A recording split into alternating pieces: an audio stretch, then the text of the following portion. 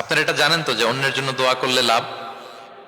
জানেন জানেন আপনি যদি এক ভাইয়ের জন্য দোয়া করেন যে আল্লাহ সে অসুস্থ, তুমি তাকে সুস্থ করে দাও, ফেরেশতারা বলতে থাকে আল্লাহ যিনি এই দোয়াটা করলেন তার কোনো অসুস্থতা থাকলে আগে তুমি তাকে সুস্থ করে দাও। ধরেন যে আপনার এক ভাই দারিদ্রের কষাঘাতে জর্জরিত, টাকা পয়সা না, আপনি দোয়া করলেন যে আল্লাহ আমার ভাইটা আর্থিক সমস্যায় আছে, তার আর্থিক সমস্যা দূর করে দাও। ফেরেশতারা দোয়া করে আল্লাহ যিনি দোয়া করলো তার যদি আর্থিক সমস্যা থাকে তুমি আগে তার আর্থিক সমস্যা দূর করে দাও। সুবহানাল্লাহ সুবহানাল্লাহ বিহামদি।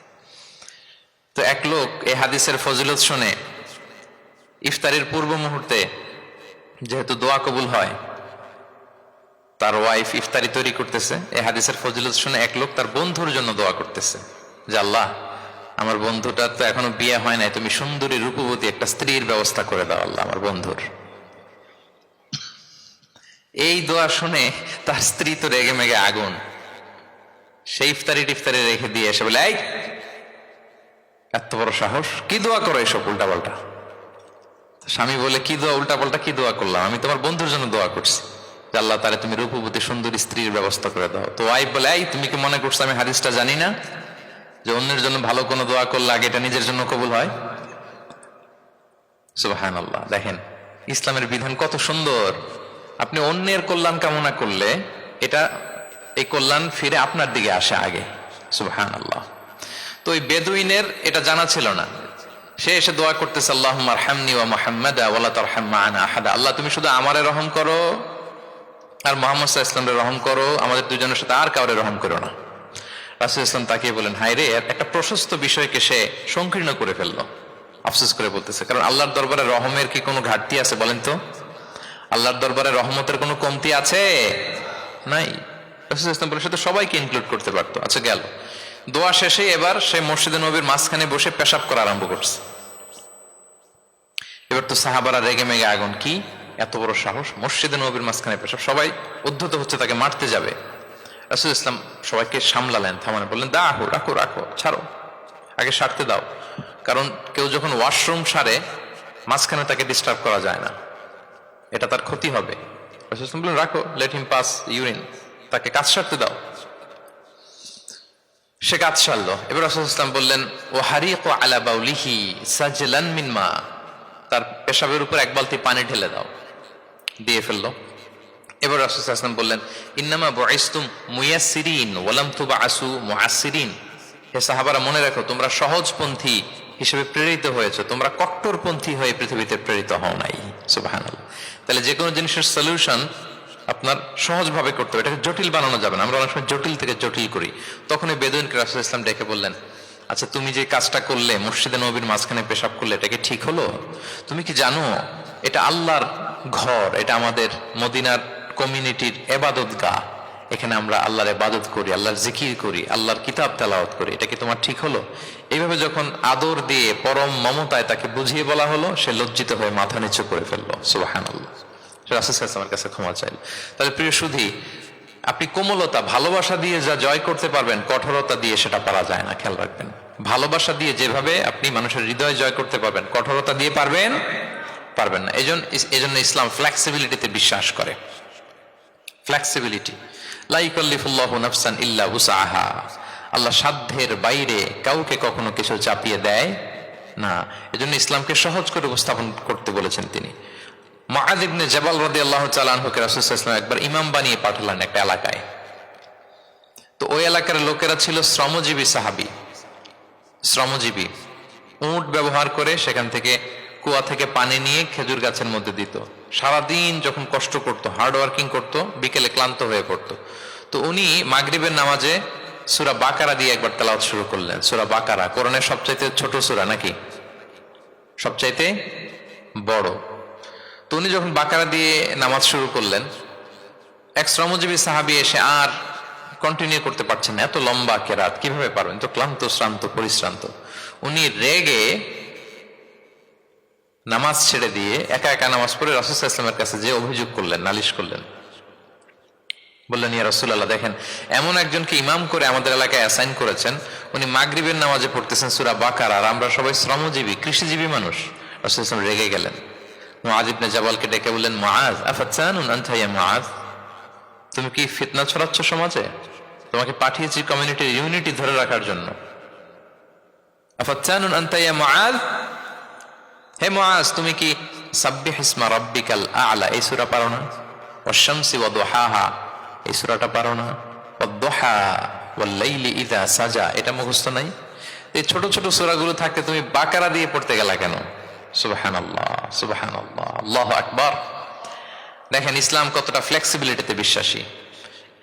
সহজ সহজ করে ইসলাম সবকিছু উপস্থাপন করে। এজন্য নন মুসলিমরা যখন দেখে যে ইসলামের মধ্যে এরকম ফ্লেক্সিবিলিটি আছে, তারা ইসলামের প্রতি আকৃষ্ট হয়। আলহামদুলিল্লাহ। আচ্ছা বলেন তো, বিয়েতে মোহরানা দেয়া কি? সবাই বলুন। একজন বলছে ফরজ। সবাই বলুন, বিয়েতে মোহরানা দেয়া কি? ওয়া আতুন নিসাআ সাদাকাতিহিন্না নিহলা, সানন্দ চিত্তে স্বামীদেরকে আল্লাহ বলছেন তোমরা তোমাদের মোহরানা ডৌরি দিয়ে দাও। দিতেই হবে, অনেকে এটা দেয় না, ঠিক না, দিয়ে দিতে হবে। তো দেয়া ফরজ। মোহরানা দেওয়ার মতো অর্থ এক সাহাবীর নাই। এক সাহাবী বলেন, ইয়া রাসূলুল্লাহ বিয়ে করব, মোহরানা আছে? নাই। তো না থাকলে কি বিয়ে করবা কি করে? এখন যাকে পছন্দ করছে ওই নারীকে জিজ্ঞেস করতেছে, তুমি কি কোরআন পারো?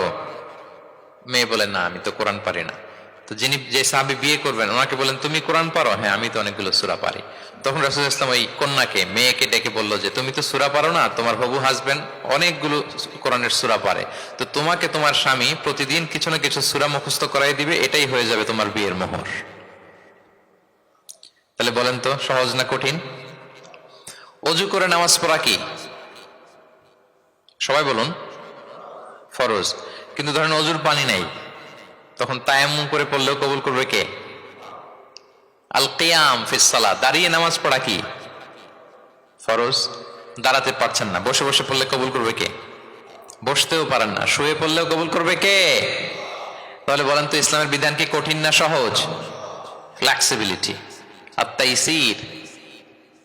ইসলামের এই ফিচারটার কারণে, এই বৈশিষ্ট্যের কারণে অমুসলিমরা ইসলামের প্রতি আকৃষ্ট হয়, যে ইসলামের বিধানগুলো এত ফ্লেক্সিবল। এটা হচ্ছে মূল বিধান, না হইলে এটা, না হলে অপশন, না হলে এই অপশন। মানে সমাজের সাথে খাপ খাইয়ে নেয়ার মতো, সহজে মানুষ এটাকে এক্সিকিউট করার মতো সব বিধান আল্লাহ তাআলা রেখে দিয়েছেন। সুবহানাল্লাহ। তাহলে এই বিষয়গুলোর কারণে মুসলিমরা ইসলামের প্রতি আকৃষ্ট হয়। দ্য ফাস্টেস্ট গ্রোয়িং রিলিজিয়ন, মূল যে টপিক, মনে আছে তো আপনাদের? তাহলে তিনটা কারণ অলরেডি বলে ফেলেছি, আরো দুইটা বলবো, বলে শেষ করে দিব। এর মধ্যে প্রথমটা কি ছিল? ইসলাম ধর্মটা কেমন? ন্যাচারাল, ভেরি ন্যাচারাল রিলিজন, দীনুল ফিতরা। 2 নম্বরে সার্বজনীন, দ্য ইউনিভার্সালিটি অফ ইসলাম, আল উমুম, এটা সবার জন্য এই ধর্মটা। 3 নম্বরে কি বললাম? ফ্লেক্সিবিলিটি। ইসলাম খুব ফ্লেক্সিবল, এটা সহজে মানা যায়, সহজে এটাকে পালন করা যায়, এজন্য অমুসলিমরা আকৃষ্ট হয়। 4 নম্বর হচ্ছে ব্যালেন্সড অ্যাপ্রোচ অফ ইসলাম। ইসলামের বিধানগুলো খুবই ব্যালেন্সড, ভারসাম্যপূর্ণ আর কি। এর মধ্যে পরিমিতি বোধ আছে, ভারসাম্য বোধ আছে, এটা ব্যালেন্সড। এই কারণে ইসলামের প্রতি মানুষ আকৃষ্ট হয়। এখানে বাড়াবাড়িও নাই, ছাড়াছাড়িও নাই, মাঝামাঝি। বাড়াবাড়িও নাই, ছাড়াছাড়িও নাই। আমার সাথে সাথে বলেন, কি নাই? বাড়াবাড়িও নাই, আর কি নাই? ছাড়াছাড়িও নাই, বরং মাঝামাঝি, ব্যালেন্সড অ্যাপ্রোচ। ইসলামের সবকিছু দেখবেন ব্যালেন্সড। وَكَذَلِكَ جَعَلْنَاكُمْ أُمَّةً وَسَطًا لِتَكُونُوا شُهَدَاءَ عَلَى النَّاسِ وَيَكُونَ الرَّسُولُ عَلَيْكُمْ شَهِيدًا।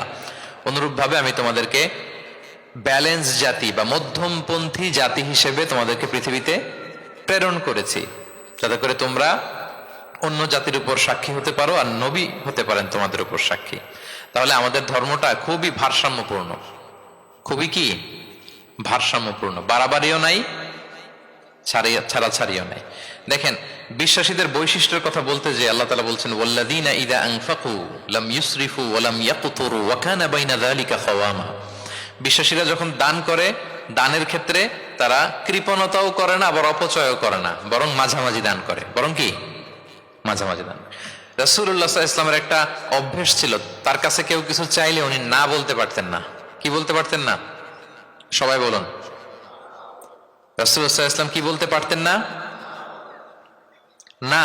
কেউ কিছু চাইবে আর উনি না বলবেন, এই না ওনার ডিকশনারিতে নাই, না বলতে জানতেন না। তো একবার রাসূল সাল্লাল্লাহু আলাইহি ওয়াসাল্লামের মাত্র একটা জামা, কয়টা জামা? একটা। এক ফরিয়া দিয়ে এসে রাসূল সাল্লাল্লাহু আলাইহি ওয়াসাল্লামকে বললেন, ইয়া রাসূলুল্লাহ, আমাকে একটা জামা দিন, আমি বস্ত্রহীন। তো রহমতের নবী কি আর করবেন, যেহেতু না বলতে জানেন